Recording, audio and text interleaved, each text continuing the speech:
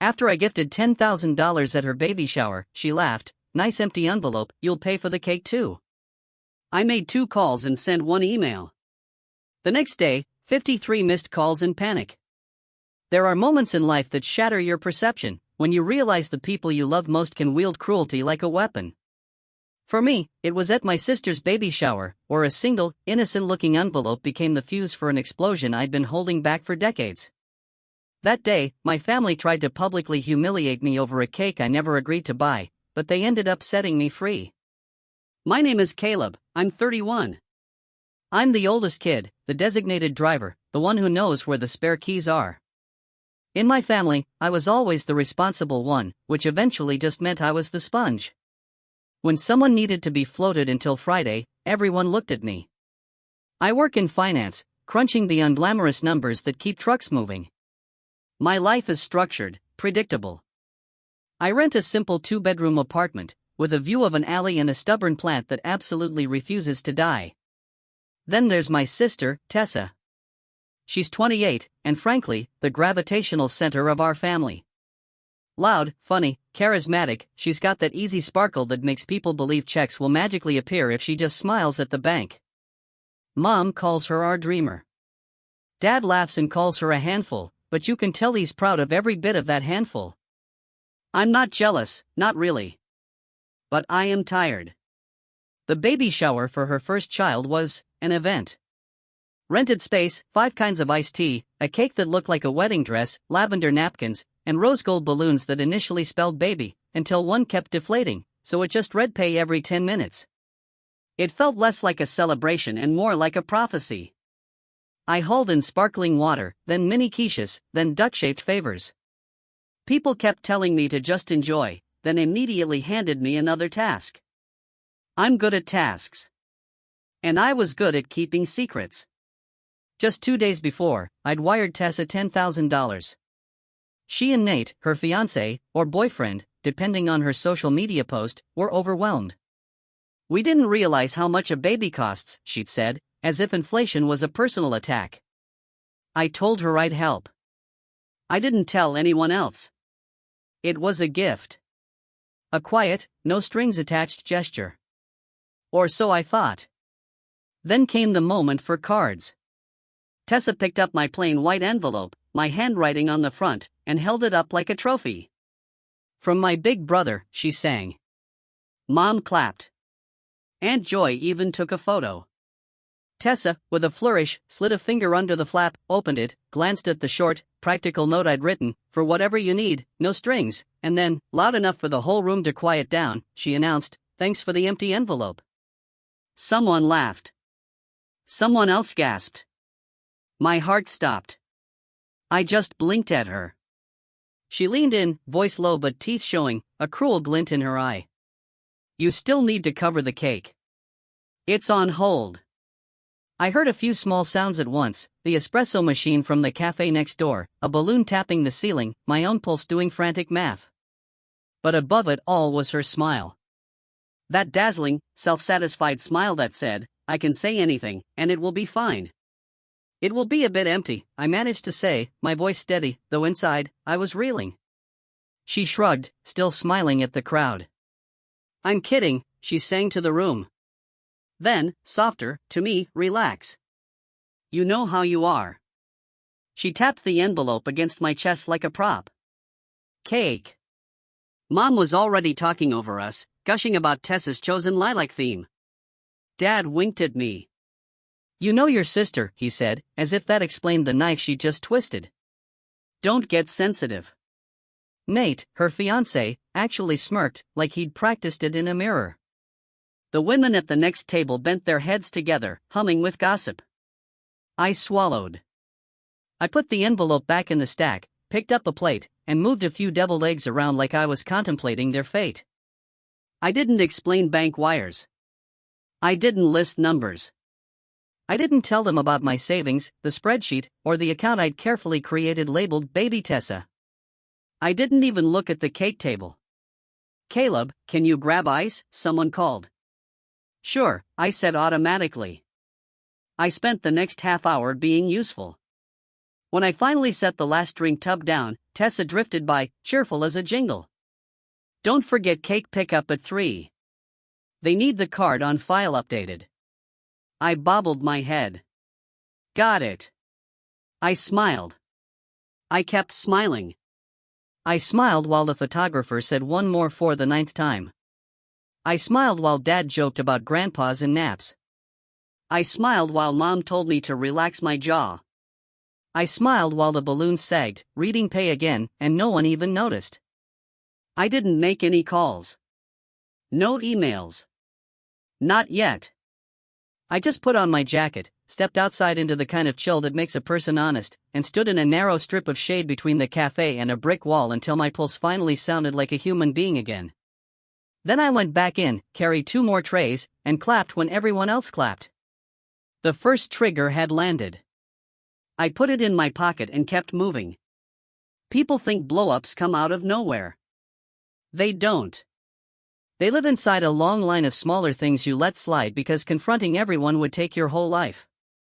When I was 9, Tessa broke a neighbor's window with a tennis ball.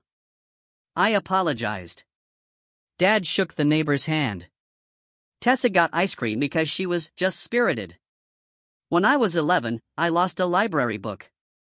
I paid for it with my allowance and learned about due dates, interest, and personal failure.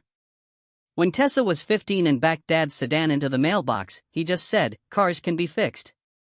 A year later, when I dented the corner of the garage, he said, "That's coming out of your college fund," and laughed like it was a joke. Money was a constant, moody character in our house. "We're fine if we're careful," Mom would say, which meant coupons and Dad's stories about growing up with less.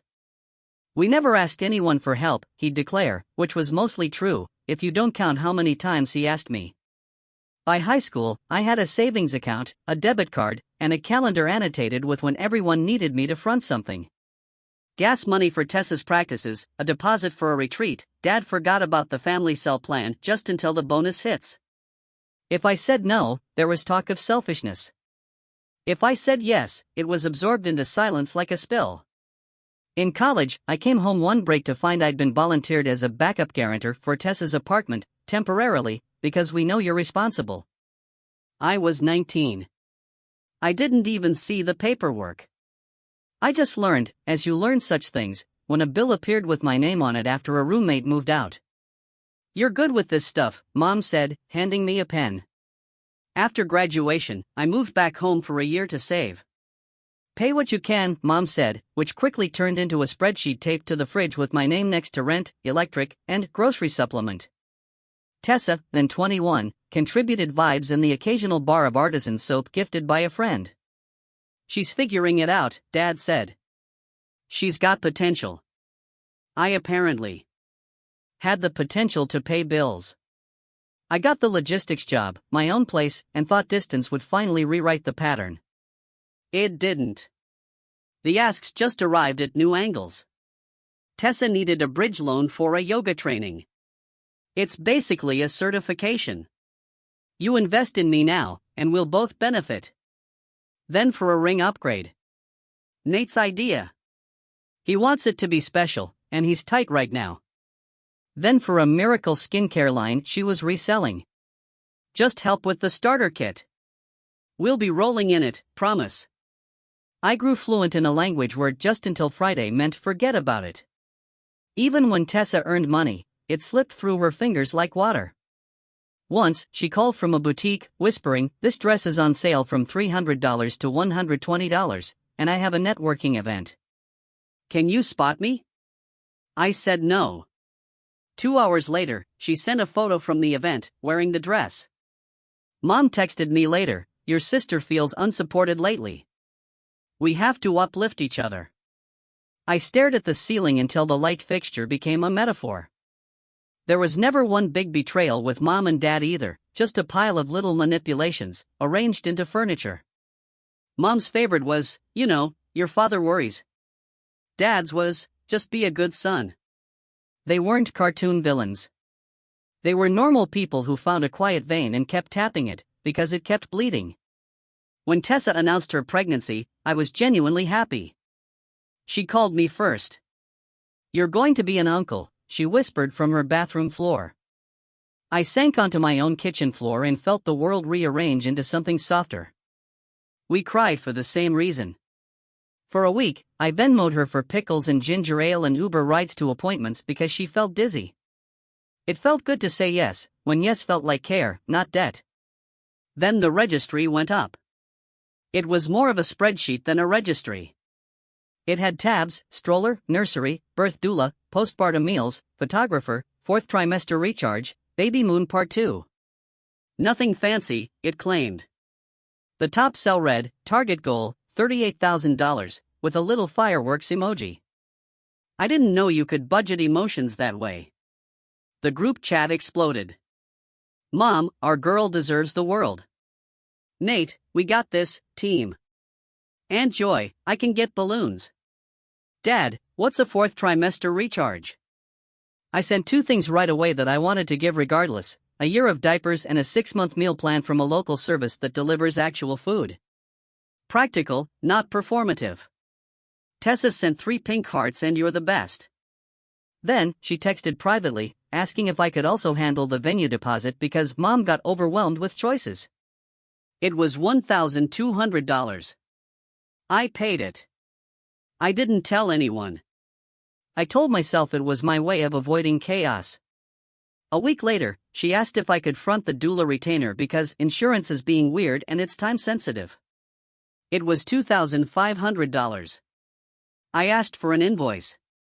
She sent a screenshot with paid stamped across it and said, "I'll send you the routing." I wired it directly to the doula, because I'm not new.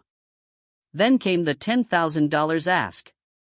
We had to move the maternity leave up because of some stuff with my job, Tessa said. Nate's hours got cut. We're drowning. I hate asking. Please don't make me, but I'm asking. She cried.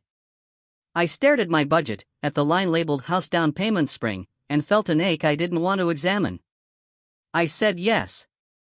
I wired the money, sent a picture of the confirmation, and wrote, "For whatever you need, no strings." She wrote back 20 heart emojis and "You're my angel."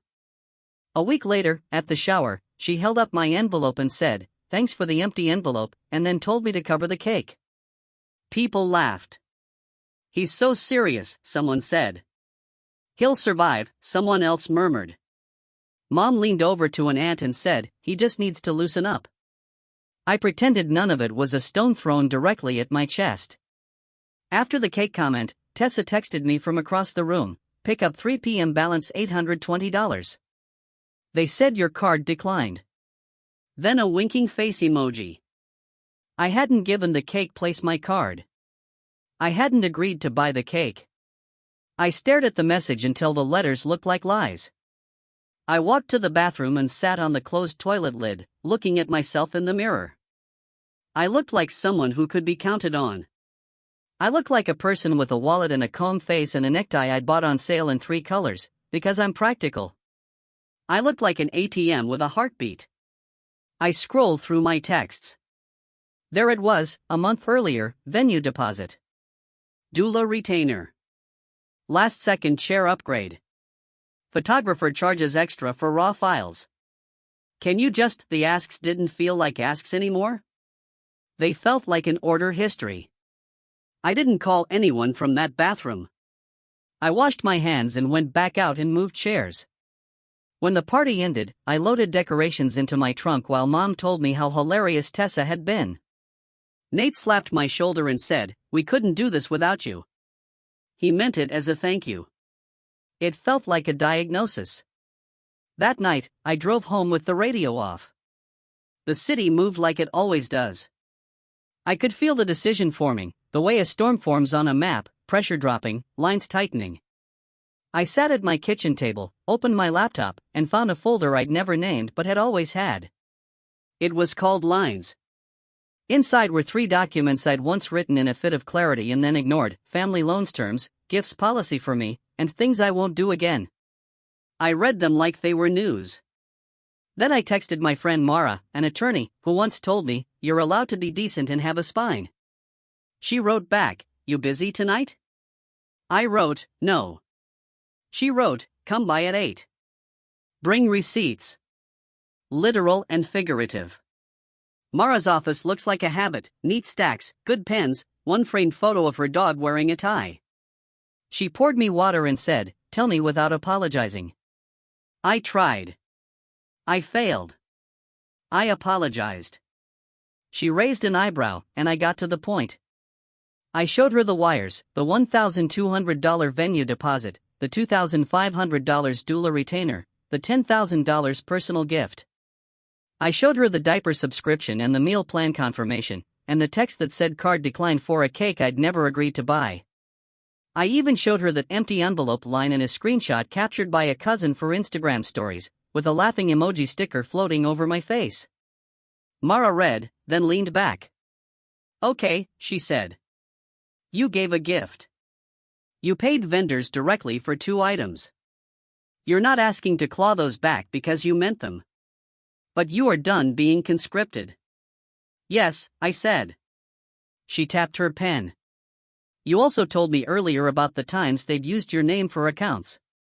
Your father put you as a guarantor once. Your sister almost had you co-sign something last year, and you stopped it. You have a paper backbone. You just forget to show it in real time." I nodded. "Fine," she said. "We'll do real time. You want to say no at the source and stop the drip. That means email. That means vendors. That means a boundary you can't be argued out of. And since you work in ops, you'll appreciate this.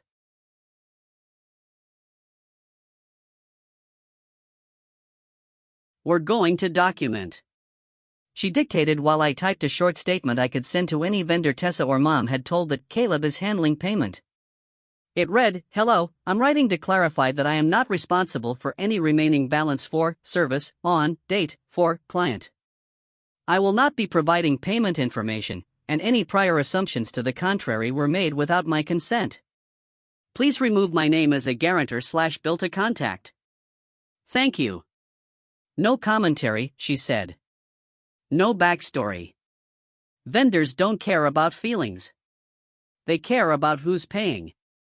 Next, an email to Tessa and Mom.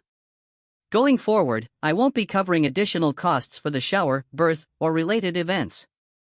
I've already contributed list items and a $10,000 personal gift for baby expenses. Please do not put my name down for any vendor or bill. If someone already did, change it.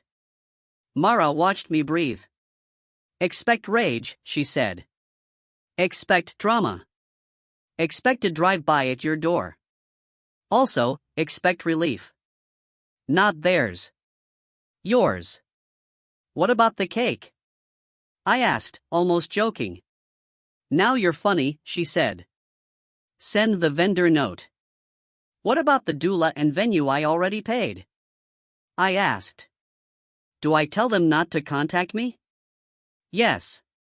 We made a list. It looked like a plan. It felt like a rope. On my way home, I stopped 2 blocks early and walked. I needed to move my legs before I moved the rest of my life.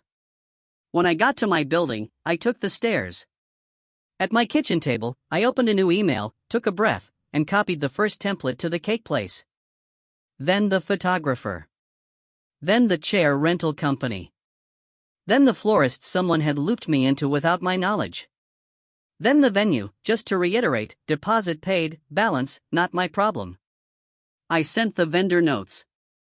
My hands were steady. I copied the second template to Mom and Tessa. I read it twice. I didn't soften the edges. I pressed send. Then I did 2 more things. 1, I logged into my bank and removed my card from the family grocery app and the cloud wallet that had once been convenient. I also removed Tessa from the diaper and meal subscriptions. The services were paid for the year and in my name, and they could list their own addresses if they wanted the deliveries. I updated it to ship to my place first, because I know how packages disappear at their building. I dropped them off on my schedule. Period. 2, I pulled out the document in the lines folder titled Family Loans Terms. It was simple, any family loan had to have a written amount, a date, and a repayment plan, or it wasn't happening. No more just until Friday.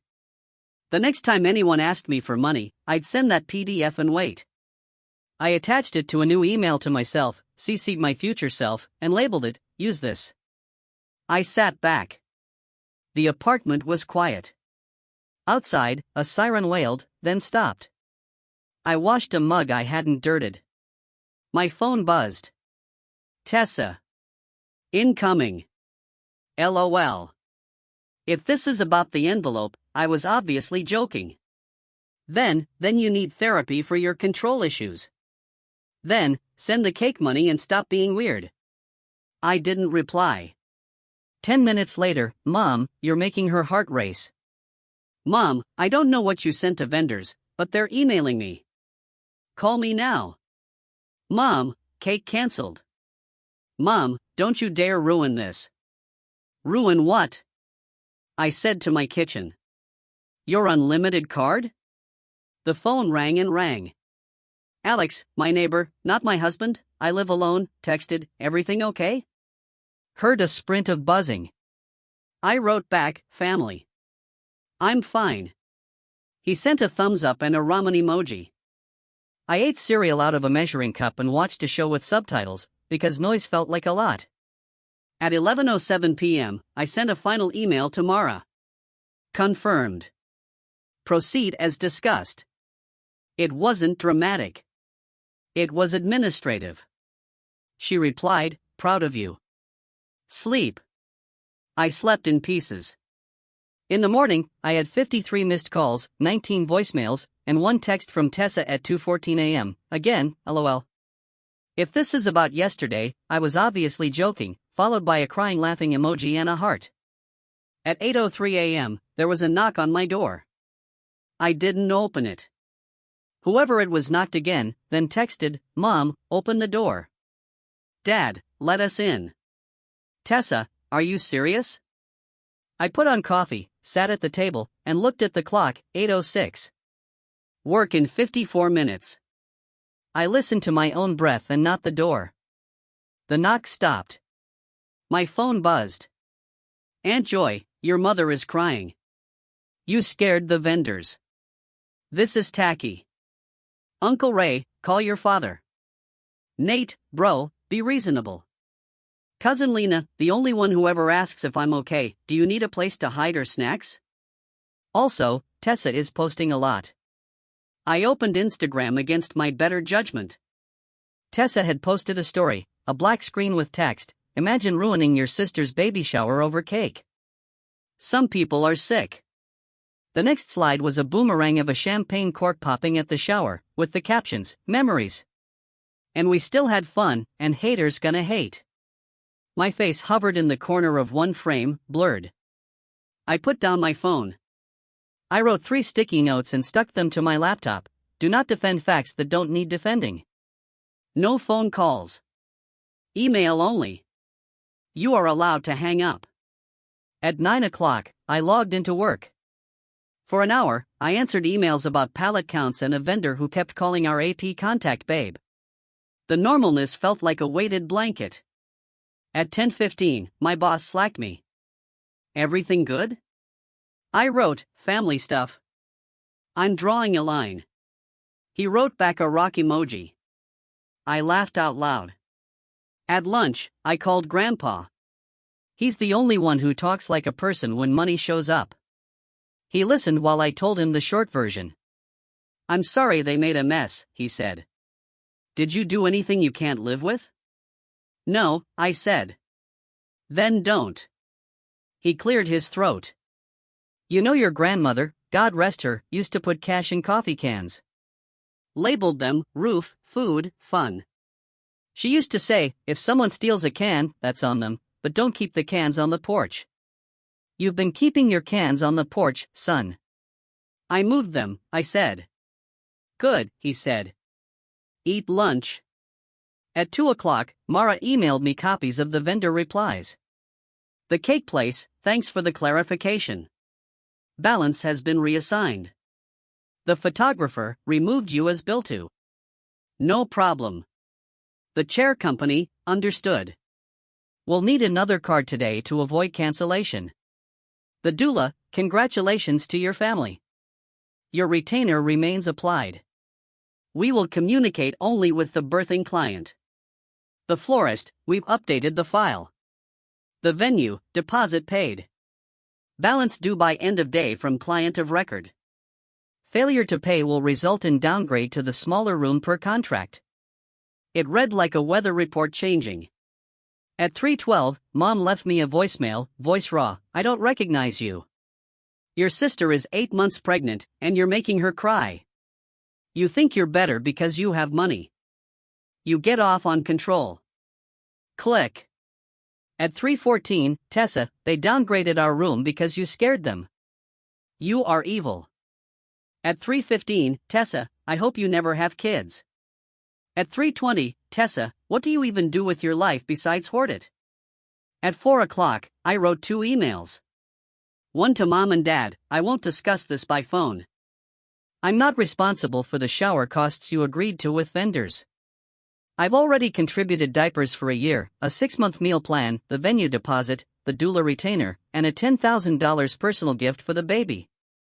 I won't be providing additional funds. Do not put my name on bills. And one to Tessa, I love you. I will be an uncle who shows up. I will not be a wallet you hold over a trash can and shake. My gift stands. My boundaries stand. Please stop contacting me if you're only going to insult me. We can talk after the baby is here about how to have a relationship that doesn't involve invoices. I hit send. I put my phone face down. I stirred soup I didn't want and ate it standing up.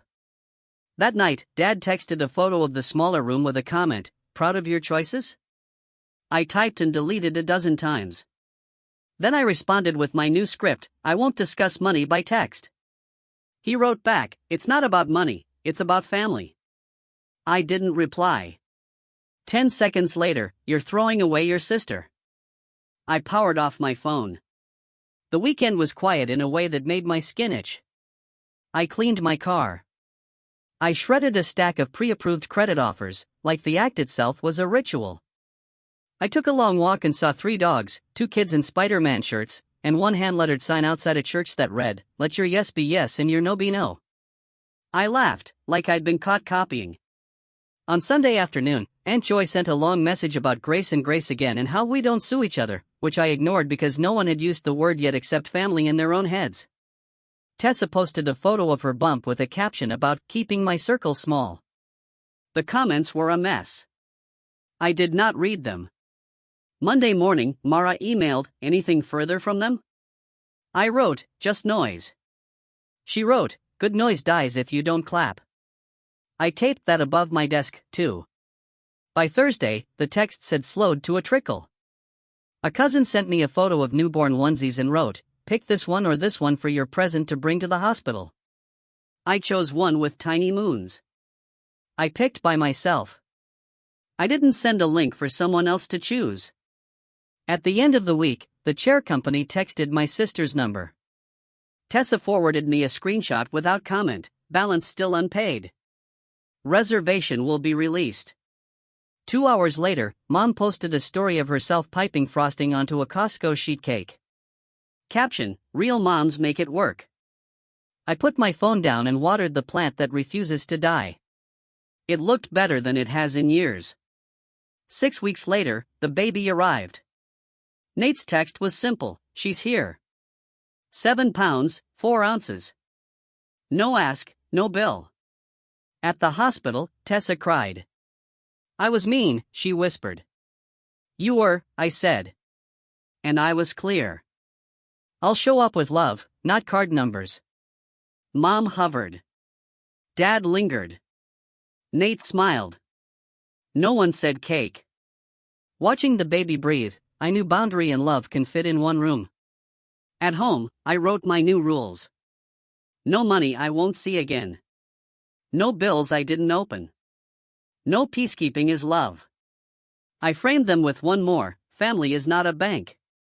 Now I drop off meals, I hold the baby, and I say no to money with the same voice I say yes to time. This isn't revenge. It's closure. And I'm good.